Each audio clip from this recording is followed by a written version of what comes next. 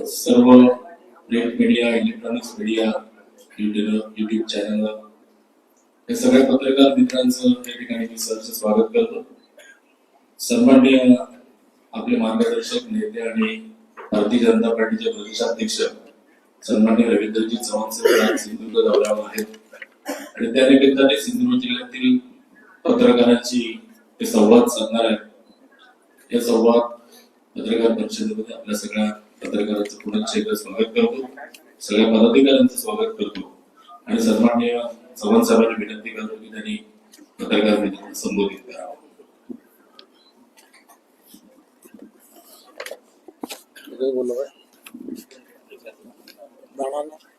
Without mic ऐकायला जाईल का?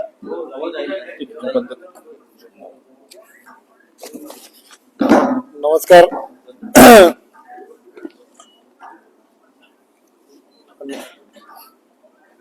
आज संपूर्ण महाराष्ट्रामध्ये आपल्याला सर्वांना माहित आहे, देशाचे पंतप्रधान आदरणीय नरेंद्र मोदीजी यांच्या नेतृत्वामध्ये एनडीएचं सरकार केंद्रामध्ये आहे आणि राज्यामध्ये महाराष्ट्राचे लोकप्रिय असे मुख्यमंत्री आदरणीय देवेंद्रजींच्या नेतृत्वातलं महायुतीचं सरकार हे महाराष्ट्रामध्ये अतिशय गतिमान पद्धतीने काम करताना तुम्हाला आम्हाला सर्वांना दिसत आहे.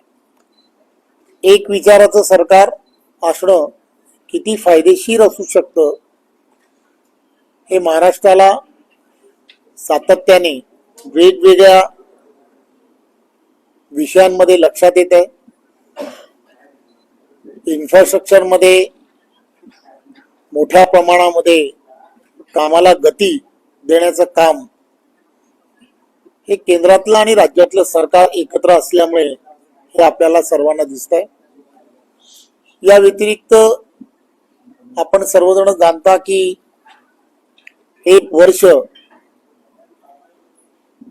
महाराष्ट्रातील महायुतीच्या सरकारला पूर्ण झालं आहे आणि त्या निमित्तानेच आज या पत्रकार परिषदेचं एक भारतीय जनता पार्टीचा अध्यक्ष म्हणून, एक एनडीएतला प्रमुख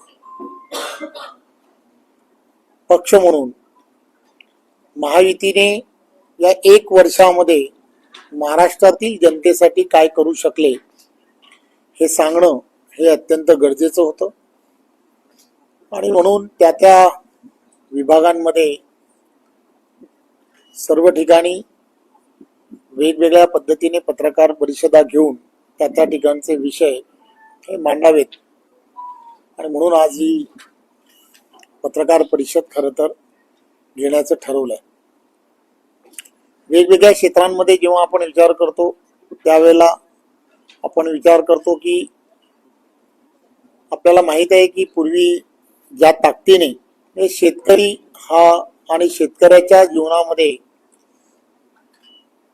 ज्या वेगवेगळ्या पद्धतीने सरकार मायबाप म्हणून पाठीशी राहिलं पाहिजे, या दृष्टिकोनातून 5 वर्षामध्ये 25,000 कोटीपेक्षा जास्त इन्व्हेस्टमेंट ही या सरकारने करायचं ठरवलं आणि तेव्हापासून सातत्याने त्या दृष्टिकोनातून पाऊल हे सरकारने उचलायला सुरुवात केली.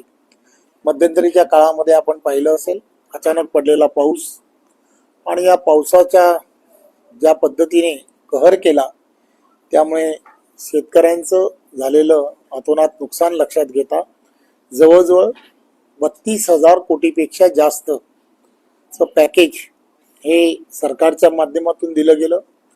आणि हे पॅकेज देत असताना सुद्धा आपण पाहिलं असेल की बऱ्याच जणांच्या जमिनी या खरडून गेल्या होत्या. त्या खरडून गेलेल्या जमिनीसाठी सुद्धा पहिल्यांदाच सरकारने एक नव्या पद्धतीने त्याच्यामध्ये सरकारने पाठीशी राहिलं पाहिजे या दृष्टिकोनातून सरकारने त्या संदर्भातला सुद्धा निर्णय घेतला हे आपण सर्वजण जाणता. सौर या विषयामध्ये सुद्धा सरकारने अतिशय वेगळ्या पद्धतीने काम करायला सुरुवात केली. अपारंपरिक ऊर्जा निर्मितीच्या दृष्टिकोनातून आणि त्यामुळे खऱ्या अर्थाने शेतकऱ्यांना त्यांच्या असणाऱ्या वेळामध्ये त्यांना वीज उपलब्ध झाली पाहिजे या दृष्टिकोनातून काम हे सरकारने केलंय. वेगवेगळी धोरणं त्यामध्ये सरकारने केली. आपण जाणता की मत्स्य या विषयामध्ये आपण सर्वजण जाणता की त्याला सुद्धा मत्स्य व्यवसायाला कृषी दर्जा देण्याचं काम सुद्धा या सरकारच्या माध्यमातून करण्यात आलं. पशुसंवर्धनाला सुद्धा कृषी सक्षम दृष्टिकोनातून जो दर्जा दिला गेला पाहिजे होता तो देण्याचं काम हे सरकारच्या माध्यमातून केलं गेलं. हे एक प्रकारे सरकार आणि सरकारने शेतकरी याला केंद्रबिंदू समजून जे जे आवश्यक निर्णय आपल्याला हवे होते किंवा शेतकऱ्यांना आवश्यक होते ते सर्व करण्याचं काम केलं. शेतकरी सन्मान योजनेच्या माध्यमातून शेतकऱ्यांना आणि नमो सन्मान योजनेच्या माध्यमातून केंद्र आणि राज्य हे दोघंही त्याच्या पाठीशी खंबीरपणे उभे आहेत हेही वारंवार दाखवण्याचा प्रयत्न हा सरकारच्या माध्यमातून झाला. आपल्याला माहित आहे की जलसंवर्धन हे सर्वात मोठं काम हे देवेंद्रजींच्या नेतृत्वातल्या सरकारच्या माध्यमातून झालंय आणि त्यामुळे वेगवेगळे प्रकल्प की जे प्रकल्पांच्या बाबतीमध्ये आपल्याला माहित आहे की जे प्रकल्प बऱ्याच वर्षापासून प्रलंबित होते. सिंचनाच्या प्रकल्पामध्ये विशेष करून गुंतवणूक करण्याच्या दृष्टिकोनातून फक्त विचार हा केला जायचा, परंतु त्याला मान्यता देण्याचं काम हे सरकारच्या माध्यमातून वारंवार झालं आणि असे अनेक प्रकल्प जे प्रलंबित होते त्यांना एक वेगळ्या पद्धतीने रमा देऊन त्या कामांना खऱ्या अर्थाने सुरुवात केली गेलेली आहे हे आपण सर्वजण जाणता. खरं तर आपण सर्वांना मला सांगायला आनंद होतो की आदरणीय देवेंद्रजींच्या नेतृत्वामध्ये जवळजवळ जलयुक्त शिवार 2 या कामांना जी सुरुवात झाली या जवळजवळ वर्षभरामध्ये 37,000पेक्षा जास्त कामं ही पूर्णत्वाकडे गेली.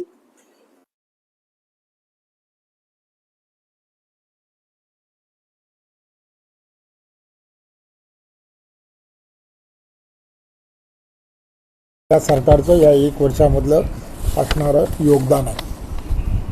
हे शेवटी या सगळ्या गोष्टीमध्ये एक मोठं पाऊल महाराष्ट्रामध्ये टाकण्याचा प्रयत्न केला गेला आहे. नदी जोड प्रकल्प या संदर्भात बरेच वर्ष चर्चा सुरू होती, परंतु नदी जोड प्रकल्प खऱ्या अर्थाने जर सुरू करायचे असतील तर त्यासाठी मराठवाडा ग्रीड असेल किंवा या पद्धतीने कशा पद्धतीने त्यामध्ये पुढे जाता येऊ शकतं त्याची खऱ्या अर्थाने सुरुवात जर कोणी केली असेल तर ते आदरणीय महाराष्ट्र राज्याचे लोकप्रिय असे मुख्यमंत्री देवेंद्रजी यांच्या नेतृत्वामध्ये महायुतीच्या सरकारने केलं आहे असं मला सांगायला आनंद होतो. पायाभूत सुविधा या अधिक सक्षम झाल्या पाहिजेत. वाहतुकीच्या कोंडी या शहरांमधल्या संपल्या पाहिजेत. या दृष्टिकोनातून सुद्धा काम हे सरकारच्या माध्यमातून मोठ्या प्रमाणामध्ये सुरू झालं आहे. आपण सर्वजण जाणता की समृद्धी महामार्गाच्या माध्यमातून एक नवा असा मार्ग जो तयार झाला तो खऱ्या अर्थाने महाराष्ट्र सरकारला समृद्धीच्या दिशेने घेऊन जाणारा साबित झाला. त्यामुळे असे काही मोठे प्रकल्प हे सर्व ठिकाणी सुरू झाले पाहिजेत या दृष्टिकोनापासून. म्हणून शक्तीपीठ निर्माणाच्या संदर्भात सुद्धा महाराष्ट्र शासनाने निर्णय घेतला आहे आणि त्या दृष्टिकोनातून सुद्धा लोकांनी नियोजन हे सरकारच्या माध्यमातून होत आहे. वाढवण पोर्ट जे आहे वाढवण पोर्ट याला मंजुरी दिली गेल्यामुळे आपण सर्वजण जाणता की वाढवण पोर्ट हे आशियामधलं असणारं सर्वात मोठं असं पोर्ट आहे. देशाचे पंतप्रधान नरेंद्र मोदीजी यांच्या नेतृत्वामध्ये या पोर्टच्या निर्मितीमध्ये फक्त ते पोर्टच निर्माण होणार नाही तर पालघर जिल्ह्याला एक वेगळ्या पद्धतीने आणि संपूर्ण देशाच्या असणाऱ्या जी आर्थिक जी आपण सुबत्ता ज्याला म्हणतो सुबत्ता आणण्यामध्ये त्याचं सर्वात मोठं योगदान हे यामध्ये होणार आहे. 10 लाखापेक्षा जास्त रोजगाराची निर्मिती ह्या वाढवण बंदर आणि त्याच्या असणाऱ्या आजूबाजूच्या जे परिसर आहे त्या परिसरामध्ये होणार आहे. त्यामुळे त्या ठिकाणी एक चांगलं जे एअरपोर्ट व्हावं या दृष्टिकोनातला सुद्धा प्रयत्न हा त्याच भागामध्ये आदरणीय देशाचे पंतप्रधान नरेंद्र मोदीजी आणि देवेंद्रजींच्या नेतृत्वात होणार आहे. त्यामुळे तो संपूर्ण भाग जो आहे जसं आपण म्हणतो की एक वेगळ्या पद्धतीने मुंबईला जोडणारा भाग असल्यामुळे मुंबईला आणि आजूबाजूच्या असणाऱ्या परिसराला एक फार मोठी ताकद येणार आहे. त्याच भागातून कॉरिडॉर्स मोठ्या प्रमाणात जात आहेत. बडोदा हायवे जे आहे ते त्याच भागातून जात आहेत. त्यामुळे एक वेगळ्या पद्धतीने तिथली असणारी परिस्थिती जी आहे, तिथला असणारा जनजाती समाज जो आहे त्या जनजाती समाजाला एक रोजगाराच्या फार मोठ्या संधी हा या त्यामुळे उपलब्ध होणार आहेत. जवळजवळ 238 मुंबई आणि मुंबई उपनगरामध्ये आपल्याला माहीत आहे की रेल्वे जी आहे ती अत्यंत महत्त्वाची अशी भूमिका त्याला धामिनी असं म्हटलं जातं. मुंबईला त्या रेल्वेला म्हटलं जातं. त्यामुळे या रेल्वेच्या असणाऱ्या ज्या लोकल्स डबे आहेत किंवा ज्या गाड्या ज्या आहेत त्या गाड्यांसाठी सुद्धा 238 नव्याने खरेदी करण्याच्या संदर्भातला निर्णय हा सुद्धा त्याच माध्यमातून घेण्यात आला आहे. नागपूरचा असणारा रिंग रोड जो आहे त्यालासुद्धा जवळजवळ 13,000पेक्षा जास्त कोटी रुपयेची मंजुरी करण्यात आली आहे. त्याचबरोबर त्या ठिकाणी आंतरराष्ट्रीय असं व्यापार आणि वित्तीय केंद्र तयार व्हावं या दृष्टिकोनातून सुद्धा 6,500 कोटीपेक्षा जास्त ही मंजुरी देण्यात आलेली आहे. असे अनेक प्रकल्प जे आहेत की जे प्रकल्प हे इन्फ्रास्ट्रक्चरमध्ये करण्याचा विचार केला गेलेला आहे. आणि 100 गावं जी आहेत ती सौर ग्राम म्हणून योजना जी आहे ती सुरू झाली आहे. जवळजवळ 15 गावं त्या दृष्टिकोनातून आत्तापर्यंत पूर्ण झालेली आहेत. त्यामुळे या सगळ्या गोष्टी ज्या आहेत या येणाऱ्या काळामध्ये महाराष्ट्राच्या या सगळ्या गतिमान महाराष्ट्र करण्यासाठी, ज्याला देवेंद्रजी नेहमी म्हणतात की महाराष्ट्र आता थांबणार नाही, त्याचा अर्थ असा आहे की महाराष्ट्राला प्रत्येक क्षेत्रामध्ये एक नंबर करण्याचं काम हे महायुतीचं सरकार महाराष्ट्रातलं या गेल्या 1 वर्षामध्ये करत आहे. लाडकी बहीण योजना जी आहे, विरोधक वारंवार सांगत होते की लाडकी बहीण योजना ही बंद होणार आहे, बंद होणार आहे. पण आपण जाणताय की देवाभाऊ नेहमीच सांगतात की मी जोपर्यंत मुख्यमंत्री म्हणून आहे तोपर्यंत या योजनेला कुठेही धक्का लागणार नाही, कारण मी तुमचा सर्वांचा लाडका देवाभाऊ आहे. त्यामुळे ती योजना अतिशय योग्य प्रकारे सुरू आहे. राज्यामधील असणाऱ्या 10 जे जिल्हे आहेत त्या 10 जिल्ह्यांमध्ये उमेदचे मॉल तयार व्हावेत अशा दृष्टिकोनातून, महिलांचं सक्षमीकरण व्हावं या दृष्टिकोनातून सुद्धा एक विचार, आणि उमेदची असणारी ही जी एक फार मोठी असणारी महिलांची ताकद आहे तिला खऱ्या अर्थाने बाजारपेठ निर्माण करून देणं या दृष्टिकोनातून निर्णय हा सरकारने घेतला आणि त्या दिशेने आपण कामाला सुरुवातही झालेली आहे. आपण सर्वजण जाणता की महाराष्ट्राला जर पुढे न्यायचं असेल तर यामध्ये मोठ्या प्रमाणामध्ये इन्व्हेस्टमेंट येणं हे अत्यंत गरजेचं आहे. आणि म्हणून जवळजवळ 16 लाख कोटीपेक्षा जास्त सामंजस्य करार हे दावोसमध्ये हे गेल्या वर्षभरामध्ये झाले. आणि हे करार फक्त झाले नाहीत तर त्यापैकी 80% जास्त उद्योगधंद्यांना खऱ्या अर्थाने सुरुवातही झालेली आहे. आणि त्यामुळे गेल्या पूर्ण वर्षभरामध्ये ही असणारी परिस्थिती लक्षात घेता जवळजवळ आपण पूर्ण देशभरामधली असणारी सर्वात जास्त FDA ज्याला म्हणतात इन्व्हेस्टमेंट जी आहे की एक वातावरण पूर्णच्या पूर्ण महाराष्ट्रामधलं हे उद्योगधंद्यांसाठी पोषक असल्यामुळे मोठ्या प्रमाणामध्ये उद्योगधंदे हे महाराष्ट्रामध्ये यायला सुरुवात झालेली आहे. आणि या सुरू झालेल्या या उद्योगांच्या माध्यमातून जवळजवळ 1.5 लाखापेक्षा जास्त लोकांना रोजगाराच्या संधी खऱ्या अर्थाने प्राप्त झाल्या आहेत हे मला सांगायला आनंद होतो. आपण सर्वजण जाणता की या सगळ्या विषयांमध्ये सुद्धा पोलीस भरती हा विषय हा अत्यंत महत्त्वाचा विषय होता. आणि म्हणून राज्यभरामधले गेल्या वर्षभरामध्ये 45,000पेक्षा जास्त लोकांना रोजगाराची पोलीस भरती ही करण्यात आलेली आहे. त्या व्यतिरिक्त आपण वेगवेगळे डिपार्टमेंट्स आहेत, या डिपार्टमेंटमध्ये नरेंद्र मोदीजींच्या नेतृत्वामध्ये सातत्याने सांगितलं जात होतं की शासकीय नोकऱ्या ज्या आहेत त्या नोकऱ्यांमध्ये ज्या ठिकाणी आपल्याला भरती करता येऊ शकते त्या ठिकाणी भरती करावी असं जेव्हा सांगितलं त्यावेळी वेगवेगळ्या डिपार्टमेंट्समध्ये सुद्धा वेगवेगळ्या पद्धतीने भरत्यांचं TCSच्या माध्यमातून किंवा कुठेही ज्याला म्हणतो की पारदर्शकता ठेवून सर्व भागांमध्ये, मग त्या महानगरपालिका असतील किंवा वेगवेगळ्या असणाऱ्या शासकीय ज्या नोकऱ्या होत्या ज्या प्रलंबित होत्या त्या सर्व ठिकाणी सुद्धा एक चांगल्या पद्धतीने पारदर्शकपणे त्या ठिकाणी नोकऱ्यांच्या संधी ही तरुणांना मोठ्या प्रमाणामध्ये मिळत आहेत हे मला सांगायला आनंद होतो. नवी मुंबई या भागामध्ये एक विद्यापीठ 5 परदेशी विद्यापीठांचे करार झालेले आहेत आणि त्या ठिकाणी एज्युकेशन सिटी म्हणून येणाऱ्या काळामध्ये नवी मुंबई हा जो भाग आहे तो भाग येणाऱ्या काळामध्ये आपल्याला सर्वांना पाहायला मिळाला. तरुण शेकडो तरुण हे शिक्षणाच्या निमित्ताने बाहेर असणाऱ्या काही प्रमुख युनिव्हर्सिटी ज्या आहेत त्या युनिव्हर्सिटीमध्ये शिक्षणासाठी जात असतात.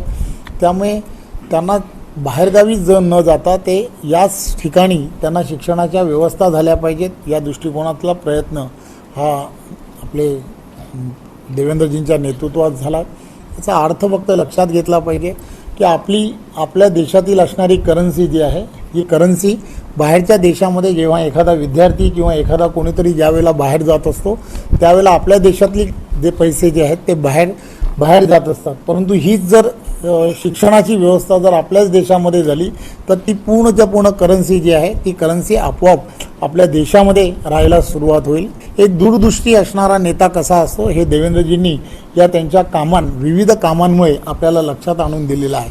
सौर अपारंपरिक ऊर्जेच्या बाबतीमध्ये आपण सर्वांना पाहित असेल की ज्यांनी एखाद्या विजेचं उत्पादन करण्यासाठी जेवढा खर्च येत असतो त्यापेक्षा विजेची बचत केल्यानंतर त्याच्यामध्ये आपल्याला फार मोठ्या प्रमाणामध्ये फायदा होऊ शकतो. आणि एखादी इन्व्हेस्टमेंट जर आपण पूर्णच्या पूर्ण जर नैसर्गिकरित्या जर केली आणि त्याचा दूरगामी जर फायदा होणार असेल तर त्यासाठी आपण काम करायला हवं. आणि म्हणून येणाऱ्या काळामध्ये त्यांनी केलेला हा ऐतिहासिक जो निर्णय होता त्या ऐतिहासिक निर्णयामुळे अपारंपरिक ऊर्जेला सर्वात जास्त महत्त्व हे महाराष्ट्रात दिल्यामुळे आपल्याला लक्षात येत आहे की पूर्ण देशभरामध्ये असं कुठेच झालं नाही किंवा कुठे होत नाही की विजेचा दर जो आहे विजेचा दर हा कमी होणं हे गेल्या 25 वर्षामध्ये कधीच झालं नाही. विजेचा दर वाढत्या आपल्याला सर्वांना दिसला परंतु जो कमी झाला याचं कारणच एक आहे की देवेंद्र फडणवीसजी यांची असणारी दूरदृष्टी आहे असं या निमित्ताने मला सांगावं असं वाटतं.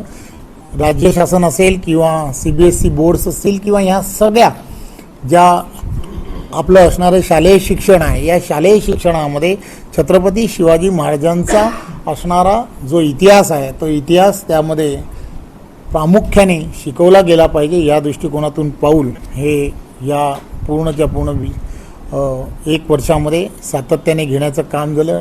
मोठमोठ्या शहरांमध्ये क्रीडा संकुले तयार झाली पाहिजेत या दृष्टिकोनातला सुद्धा विचार केला गेला आहे. खेलो इंडियाच्या माध्यमातून देशभरामध्ये खेळाडूंना एक वेगळ्या पद्धतीचं मदत ही केंद्रातल्या सरकारच्या माध्यमातून होते परंतु राज्यामध्ये सुद्धा एक खेळासाठी इन्फ्रास्ट्रक्चर तयार झालं पाहिजे या दृष्टिकोनातला प्रयत्न हा देवेंद्रजींच्या नेतृत्वातल्या या सरकारच्या माध्यमातून केला गेला.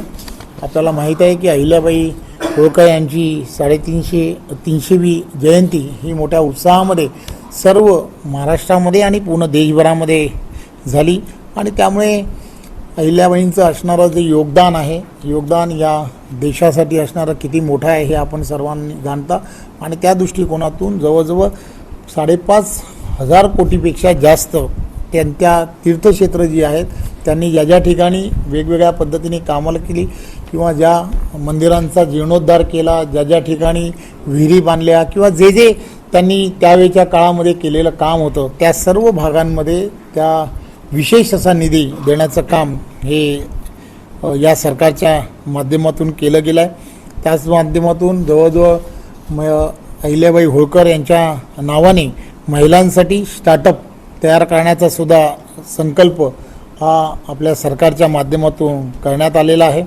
एक गोष्ट लक्षात घेतली पाहिजे की आपण सर्वजण जाणता की सर्व राज्यांमध्ये ज्या सरकारी सेवा ज्या आहेत त्या सरकारी सेवा येणाऱ्या काळामध्ये आपण जाणता की यामध्ये पारदर्शकता आली पाहिजे.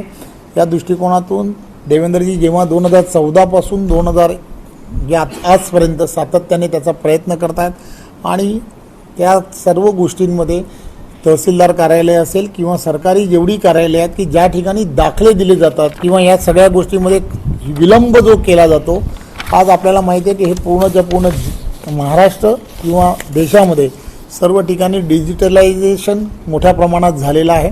त्यामुळे डिजिटलायझेशन झालेला याचा फायदा हा सामान्य नागरिकांना झाला पाहिजे. या दृष्टिकोनातून हे सर्वच्या सर्व दाखले जे आहेत ते व्हॉट्सअपच्या माध्यमातून देण्याचा निर्णय हा या सरकारच्या माध्यमातून केला गेलेला आहे. सेवा क्षेत्रांमध्ये अतिशय चांगलं काम उभं राहिलं पाहिजे आणि नागरिकांची जास्तीत जास्त सेवा ही नागरिकांना उपलब्ध झाली पाहिजे म्हणून सरकार कटिबद्ध आहे आणि सरकार त्या दृष्टिकोनातून वेगवेगळ्या पद्धतीने डिजिटायझेशन पद्धतीने किंवा जास्तीत जास्त लोकांना कमीत कमी या सगळ्या व्यवस्थेमधून कमीत कमी त्रास कसा होईल या दृष्टिकोनातला प्रयत्न हा सरकारच्या माध्यमातून केला जातो आहे. अनुकंपाच्या माध्यमातून जो अनुशेष गेल्या काही वर्षभरामध्ये होता, जवळजवळ 5,500पेक्षा जास्त लोकांना शासकीय नोकऱ्यांमध्ये त्यामध्ये प्राधान्य देण्याचं काम हे सरकारच्या माध्यमातून झालं आहे. महात्मा फुले जनआरोग्य योजनेच्या माध्यमातून जवळजवळ ज्या आजार त्यामध्ये ठेवले होते त्या आजारांमध्ये अधिक वाढ व्हावी अशी सातत्याने नागरिकांची मागणी होती आणि म्हणून 2,399 आजारांचा यामध्ये मोठ्या प्रमाणामध्ये समावेश हा करण्याचं काम झालेलं आहे. पूर्ण वर्षभरामध्ये जवळजवळ 1,09,440 ग्रामीण कुटुंबांना न जोडण्या करण्याचं कामसुद्धा याच वर्षांमध्ये झालेलं आहे. नवी मुंबई जे आहे त्यामध्ये महाराष्ट्र इनोव्हेशन सेंटर तयार करावं, ती सिटी तयार करावी असा विचार हा शासनाच्या माध्यमातून सुरू झालेला आहे आणि त्या दृष्टिकोनातून कामालाही प्रत्यक्षपणे सुरुवात केली गेली आहे. राज्याचं नवीन गृहधोरण जे आहे त्या गृहधोरणाच्या संदर्भामध्ये सुद्धा राज्याने विचार केला आणि त्या दृष्टिकोनातून सुद्धा कामाला सुरुवात केली आणि त्यामध्ये सुद्धा स्वयं पुनर्विकास या माध्यमातून सुद्धा एक चांगल्या पद्धतीचा एक विकास हा त्या ठिकाणी करता येऊ शकतो याची मुंबईमध्ये त्याची सुरुवात झालेली आहे आणि याच धर्तीवरती संपूर्ण महाराष्ट्रभर या सगळ्या गोष्टी होणार आहे. प्रधानमंत्री आवास योजनेच्या माध्यमातून जवळजवळ 30 लाखापेक्षा जास्त घरांची निर्मिती करण्याचं ठरवलं आहे. त्यापैकी जवळजवळ 4,91,000 घरं ही पूर्ण झाली आहेत हे मला सांगायला आनंद होतो. तुकडेबंदीचा कायदा शिथिल करण्याचा निर्णय हा 1 जानेवारी 2025 पर्यंत झालेला आहे आणि त्यामुळे त्यासाठीच्या असणाऱ्या ज्या कायदेशीर ज्या बाबी आहेत त्या बाबी पूर्ण करण्याचं काम केलं जात आहे. शेतजमिनीच्या बाबतीमध्ये जे वाटप करण्याचा जो विषय होता त्यासाठी जी शुल्क माफीच्या संदर्भातला जो महसूल खात्यातला जो निर्णय होता तो निर्णयही झालेला आहे याची आपणा सर्वांना कल्पना आहे. आणि आणीबाणीत कारावास ज्या मंडळींनी भोगला अशांच्या मानधनामध्ये सुद्धा दुप्पट वाढ करण्याच्या संदर्भातला निर्णय हा सुद्धा शासनाच्या माध्यमातून घेतला गेलेला आहे. महाराष्ट्र राज्य अनुसूचित जाती आयोग हा महाराष्ट्र राज्य अनुसूचित जमाती आयोग या दोन्ही गोष्टीला संविधानिक जी मान्यता दिली पाहिजे होती ती मान्यता ही शासनाच्या माध्यमातून दिली गेलेली आहे. पीपल्स एज्युकेशन सोसायटीला 500 कोटी रुपयापर्यंतचा निधी देण्याच्या संदर्भातला जो निर्णय होता तो निर्णयही शासनाच्या माध्यमातून घेण्यात आलेला आहे. महात्मा फुले मागास विकास महामंडळ, संत रोहिदास चर्मकार उद्योग, चर्मकार विकास महामंडळ, साहित्यरत्न लोकशाही अण्णा भाऊ साठे विकास महामंडळ या सर्व बाबतीमध्ये ज्या कर्जाच्या संदर्भात या भागांमध्ये लाभार्थ्यांना जे कर्जाच्या संदर्भातल्या काही प्रकरणं होती त्यांना शिथिलता देण्याच्या संदर्भात बऱ्याच दिवसापासूनच्या मागण्या होत्या त्या संदर्भात शिथिलता देण्याचं कामसुद्धा बऱ्याच अंशी हे करण्यात आलेलं आहे. त्याच व्यतिरिक्त ओबीसींसाठी 72 नवी वसतिगृह करावीत असा जो विचार झाला होता त्यापैकी 64 जवळजवळ पूर्ण झालेली आहेत. मागासवर्गीय वित्त व विकास महामंडळ, वसंतराव नाईक महामंडळाची कर्ज मर्यादा 10 लाखावरून 15 लाख रुपये करण्याचं ठरवलं होतं ते पूर्ण झालेलं आहे. नमो आदिवासी स्मार्ट शाळांमार्फत 73 आश्रमशाळांना विज्ञान केंद्र म्हणून घोषित केलेलं आहे. आदिवासी जनजाती समाज मोठ्या प्रमाणात आहे त्यांना PhD मास्टर डिप्लोमा थेट परदेशात जाण्यासाठी 12 विद्यार्थ्यांची नव्याने आपण निवडही याच माध्यमातून झालेली आहे. परशुराम आर्थिक विकास महामंडळ, वीर शिरोमणी महाराणा प्रताप आर्थिक विकास महामंडळ, श्री वासवी कन्यका आर्थिक विकास महामंडळ या योजनांना सुद्धा मंजुरी देण्याचं काम झालेलं आहे.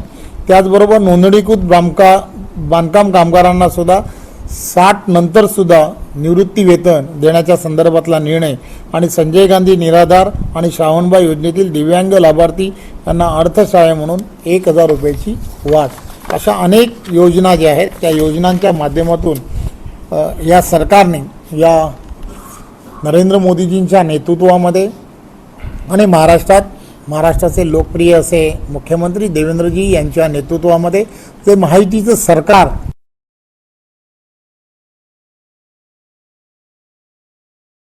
या सगळ्या गोष्टीला 1 वर्ष आपल्या सर्वांच्या सहकार्यामुळे हे पूर्ण झालेले आहे. महाराष्ट्राला येणाऱ्या 2029 पर्यंत आपल्याला अधिक गतिमान करणं हे अत्यंत गरजेचं आहे आणि त्यामुळे त्यांनी जे योजलं आहे की महाराष्ट्राला प्रत्येक क्षेत्रामध्ये आपल्याला 1 नंबर करायचा आहे आणि त्यासाठी ते सातत्याने दिवसाचा रात्र करतायत. 24 तासांपैकी 18 तास जवळजवळ ते महाराष्ट्रातील जनतेसाठी देण्याचा सातत्याने प्रयत्न करतायत. माझी आपणा सर्वांना विनंती आहे की या 1 वर्ष त्यांच्या या कारकीर्द पूर्ण महायुतीच्या या कार्यकाळाला पूर्ण झालेला आहे. त्यामुळे आज या पत्रकार परिषदेच्या माध्यमातून जो संक्षिप्तमध्ये जो विषय आपल्यासमोर मांडायचा होता तो मांडण्याचा एक प्रयत्न केला आहे. त्याबद्दल आपण सर्वांनी शांतपणे हा विषय ऐकून घेतलात त्याबद्दल मी आपण सर्वांचं मनपूर्वक धन्यवाद देतो. आणि तुमचा आवडता विषय सांगतो, पुढचा सांगतो ना, त्याच्यापेक्षा दुसरा एक आवडता विषय आहे कारण मला लग्नाला पण जायचं आहे.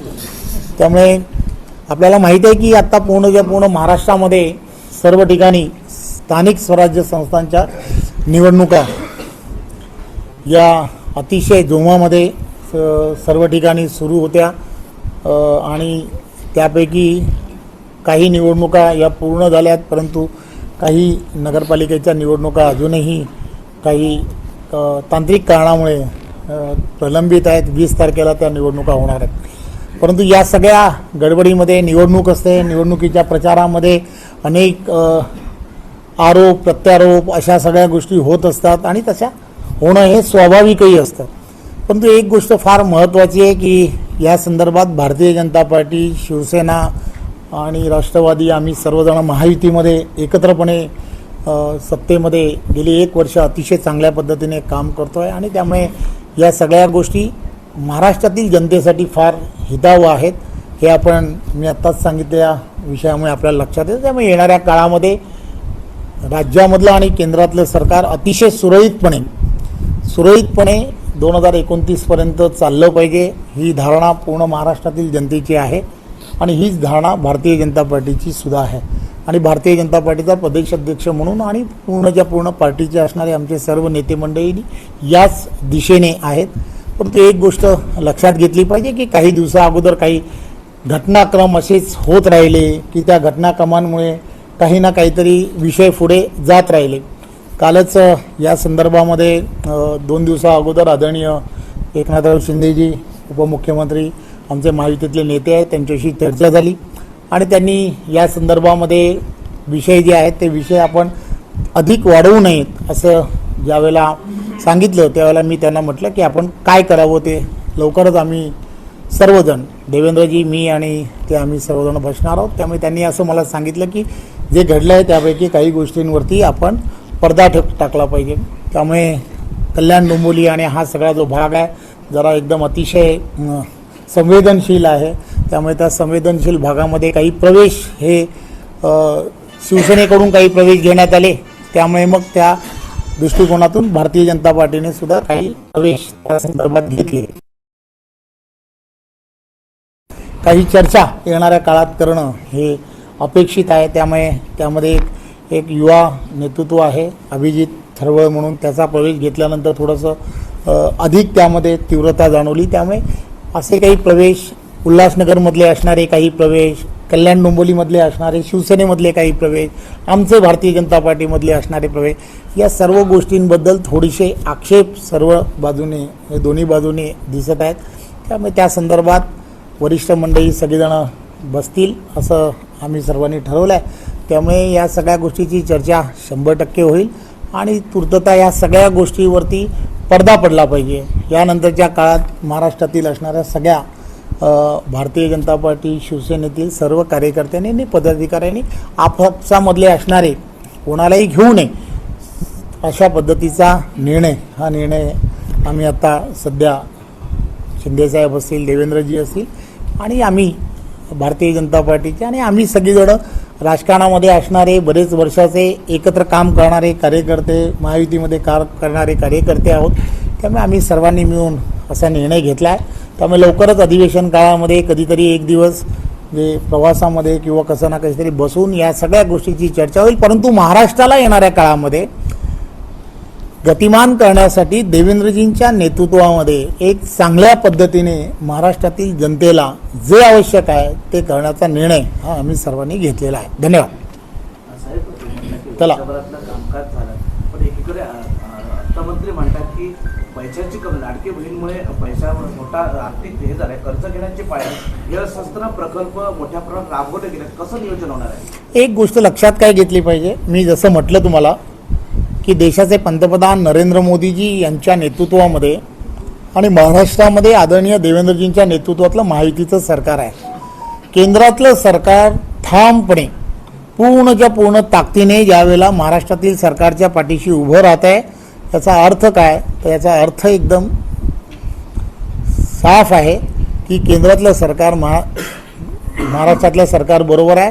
त्यामुळे पूर्णच्या पूर्ण ताकदीने महाराष्ट्रातील असणारे सर्व प्रकल्प, सर्व योजना या चालू राहतील आणि महाराष्ट्रातील जनतेची सेवा करण्याची संधी आपण महायुतीच्या सर्व देवेंद्रजींच्या नेतृत्वातल्या सरकारला दिली आहे.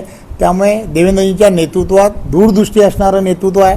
त्यांना पुढे काय होणार आहे आणि महाराष्ट्राला काय आवश्यकता आहे याची कल्पना आहे. त्यामुळे ते महाराष्ट्राला त्या दिशेने घेऊन जातील. राजकीय राडा झालेला होता मतदान संपायला काही वेळ आणि 100 जणांवर सेना भाजपच्या पदाधिकारी गुन्हे दाखल झालेले. मी मगाशीच माझ्या सांगण्यामध्ये मी हे सांगण्याचा प्रयत्न केला. निवडणुका असतात, निवडणुकांना निवडणुकीसारखं घेतलं पाहिजे आणि निवडणुका संपल्यानंतर सर्व विसरलं पाहिजे.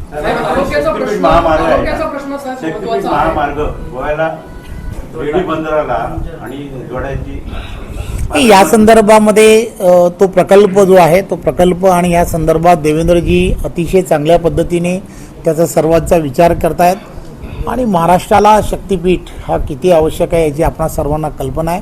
त्यामुळे ज्या ज्या ठिकाणी आवश्यकता आहे प्रकल्प ज्यावेळेला असे केले जातात त्यावेळेला त्याचा सर्व बाजूने विचार केला जातो.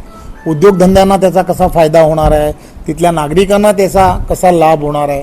त्यामुळे सर्व बाजूने त्याचा विचार करून तो मार्ग हा महाराष्ट्राला आणि महाराष्ट्रातील असणाऱ्या आणि विशेष करून विदर्भापासून कोकणापर्यंतच्या असणाऱ्या प्रत्येकाला समृद्धीला कसा घेऊन जाईल याचा त्याच्यामध्ये विचार केला जातो. धन्यवाद.